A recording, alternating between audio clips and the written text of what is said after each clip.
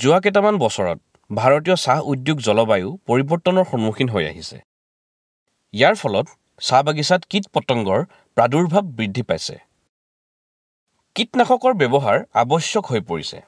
আৰু আমাৰ চাহ বাগিচাত ব্যৱহাৰ কৰা কীটনাশকসমূহ কেন্দ্ৰীয় কীটনাশক ব'ৰ্ড দ্বাৰা সদায় অনুমোদিত, যাৰ এটা সঠিক সৰ্বোচ্চ অৱশিষ্ট স্তৰ FSSAI দ্বাৰা নিৰ্ধাৰণ কৰা হৈছে। TRSIৰ পৰা আমি একত্ৰিত কীট নিয়ন্ত্ৰণ ব্যৱস্থাপনাৰ প্ৰস্তাৱ দিয়া হৈছে, যাতে কীট নিয়ন্ত্ৰণত এটা সামগ্ৰিক দৃষ্টিভংগী গ্ৰহণ কৰিব পৰা যায়।